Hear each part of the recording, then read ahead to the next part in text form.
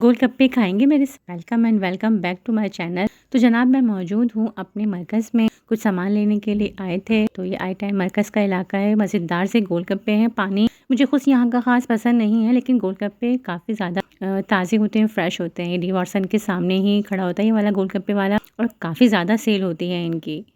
तो यहीं D Watson के सामने हमने गाड़ी पार्क कर दी और डी वाटसन वालों की भी इतनी शदीद सेल होती है जब भी यहाँ पर आओ तो आप लोग यकीन करें कि गाड़ी पार्क करने की भी जगह नहीं होती, इतना ज़्यादा रश होता है यहाँ। तो आफ्टर शॉपिंग शॉपिंग तो नहीं कहेंगे, तो जो भी सामान लेने आए थे हम लोगों ने करने के बाद मैंने खाए गोलगप्पे और इन्होंने खाई। इनको यहाँ की भी चाट बहुत ज़्यादा पसंद है।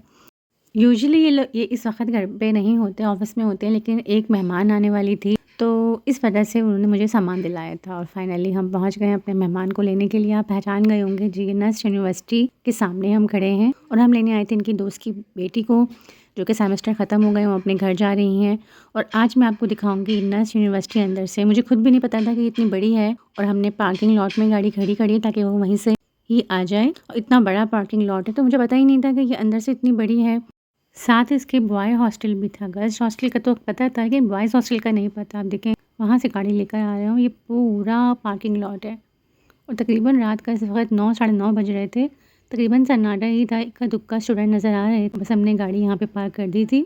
अंदर शटल सर्विस के ज़रिए वो फिर बाहर तक आ गई थी। वो मैं वीडियो नहीं बना सकी जिसका मुझे काफ़ी अफसोस हुआ। और बहुत ही मज़ेदार किस्म का यखनी पुलाव हमने बनाया हुआ था अपने मेहमान के लिए और जो उसको बहुत ज़्यादा पसंद आया। साथ हमने ये इसे कचूमर कहते हैं या मिक्स सब्ज़ी का हम लोग इस तरह का पुलाव के साथ सलाद बना लेते हैं। तो ये बहुत ज़्यादा मज़े का लगता है, बहुत ज़्यादा यम्मी लगता है। आप लोग भी पुलाव बनाएं या मटर पुलाव या ताहरी वगैरह बनाएं तो इस किस्म का सलाद भी ट्राई कीजिएगा, ये बहुत यम्मी लगता है। अच्छा, यहाँ पे मैं पार्सल पैक कर रही थी पुलाव और ये पुलाव जाएंगे इंटरनेशनल फ़्लाइट में। इनके ये दोस्त इनके चाइल्डहुड फ्रेंड हैं, तो जब भी कोई ऐसा जा रहा होता है या इनकी बेटी जा रही होती है तो हम लोग कोशिश करते हैं कुछ ना कुछ चीज़ बना के भेजें। ना सिर्फ वे बल्कि कोई और सौगात जो होती है वो भी इनके लिए ज़रूर भेजते हैं, इसलिए कि जो लोग परदेश में होते हैं उनको देश की तो याद आती है, लेकिन साथ साथ देश के खानों की भी बहुत ज़्यादा याद आती है।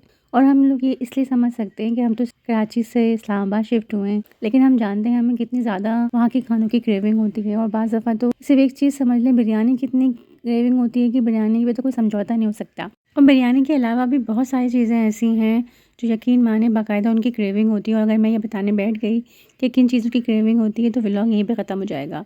शहर इतना ज़्यादा फ़र्क होता है, खानों का तो फ़र्क होता ही है, लेकिन टेस्ट का भी बहुत फ़र्क होता है। हर चीज़ का टेस्ट बहुत ज़्यादा डिफरेंट होता है। खाना वगैरह खा लिया था, काफ़ी बातें वगैरह भी करी और तकरीबन 2 से ढाई बजे हम उसको लेकर निकल गए थे, इसलिए कि इंटरनेशनल फ़्लाइट थी। तकरीबन 3 घंटे पहले बोर्डिंग करानी ज़रूरी होती है। और इस्लामाबाद की सड़कों पर हम घूमते नज़र आ रहे हैं। पूरी 2 से ढाई बजे का टाइम है, इतना कोई ज़्यादा टाइम भी नहीं हुआ है, लेकिन इस्लामाबाद निस्बतन बहुत ज़्यादा खामोशी रहता है और पूरे सड़क पे हम नहीं हैं। फाइनली एयरपोर्ट पे पहुंच गए थे और एयरपोर्ट पहुंचकर ये बहुत ही ज़बरदस्त किस्म का वाक़या हुआ कि एक गाड़ी काफ़ी टाइम से खड़ी होगी तो यहाँ पे रुकना बिल्कुल भी अलाउ नहीं करते और उन्होंने आके गाड़ी को उठा ही लिया है। खैर थोड़ा सा आगे आके मैंने कहा आपको थोड़ा सा इस्लामाबाद एयरपोर्ट अंदर से दिखाती हूँ। तो यहाँ जगह बहुत सेफ थी, यहाँ हमने गाड़ी पार्क की थी और यहाँ बिल्कुल भी कोई भी लोडर नहीं उठाता गाड़ी। आके देखें कितनी अच्छी जगह है, ये नीचे का एरिया है। बल्कि मैं आपको जहाज़ भी दिखाती हूँ। ये यहाँ से जाके हम लोग जहाज़ में बैठते हैं और एक बल्कि जहाज़ खड़ा हुआ भी है, एयर ब्लू का जहाज़ खड़ा हुआ था। नीचे से लोग नज़र आ रहे हैं जाते हुए और ये एयर ब्लू का जहाज़ है। ये तो मैं यहाँ से कोई डोमेस्टिक फ़्लाइट होगी, अभी उसकी जो जहाज़ है वो प्लेन वो रनवे पे नहीं आया है, कोई डोमेस्टिक फ़्लाइट तो मेरे ख़्याल से उसकी बोर्डिंग वगैरह हो गई होगी तो जहाज़ रनवे पे लग चुका है। अच्छा, इत्तेफ़ाक है कि मेरा कभी भी इत्तेफ़ाक नहीं हुआ, ना मैंने कभी डोमेस्टिक सफ़र किया है, इंटरनेशनल तो खैर क्या ही करूँगी। ज़्यादा ख्वाहिश है जहाज़ में बैठने की। आप लोगों ने सफ़र किया है, किसने कभी डोमेस्टिक या इंटरनेशनल, कमेंट करके ज़रूर बताना है। ये इस्लामाबाद एयरपोर्ट का 4 बजे का टाइम है। तकरीबन हम लोगों को 4 सवा 4 बज गए थे, अंधेरा बहुत ज़्यादा हो रहा था तो मैं यहाँ रुक गई थी। तकरीबन घर वाले भी सो ही चुके थे, हम लोग घर को लॉक करके गए थे ताकि फिर आराम से खोल लें, किसी की नींद ख़राब ना हो। वैसे तो अल्हम्दुलिल्लाह सेफ़ साइड है, कुछ नहीं होता, लेकिन फिर भी अंधेरा इतना ज़्यादा ही हो रहा था तो मैंने कहा हम दोनों साथ ही चलते हैं। Very happy good morning. और मैं मौजूद हूँ एक बार फिर अपनी छत और चूँकि कपड़े धुले गए थे, आपको कपड़े नज़र आ रहे थे, लेकिन साथ साथ आपको ये भी नज़र आ रहा होगा कि हमारी छत कितनी बड़ी है, कितनी माशाल्लाह से बहुत बड़ी छत है। आप यहाँ पे आराम से आप वॉक कर सकते। और आपको एक मज़े की चीज़ दिखाती हूँ, ये हमारे खूबसूरत से यहाँ पे बर्ड भी हैं, लेकिन ये हमारे नहीं हैं, हमारे लैंडलॉर्ड के हैं और वो इनकी सफाई भी प्रॉपर करते हैं। हर 2-3 दिन बाद आ गए, अभी थोड़ा सा मैसी लग रहा होगा, लेकिन बहुत खूबसूरत बर्ड है ये। अच्छा, नीचे आई तो पता चला कि अब्दुल्ला को लेकर आना है, इसलिए कि आज दोनों गाड़ियाँ ही घर पे नहीं थी, तो हमने फ़ौरन इन ड्राइव बुक कराई। बस ये अचानक अच्छा होता है कि यहाँ पे इन ड्राइव जल्दी मिल जाती है, तकरीबन जब भी हमने कराई है 4 से 5 मिनट की दूरी पे होती है और आ जाती है। लेकिन हाँ, थोड़ा-सा चार्ज होते हैं दोनों आने-जाने के, तकरीबन कभी 600 बन जाते हैं, कभी 550, तो ये थोड़ा-सा मसला होता है, लेकिन कभी-कभी करना पड़ जाता है। बस ये कि फ़ैसिलिटीज़ अच्छी है, आपको फ़ौरन से आप इसको अवेल कर सकते हैं।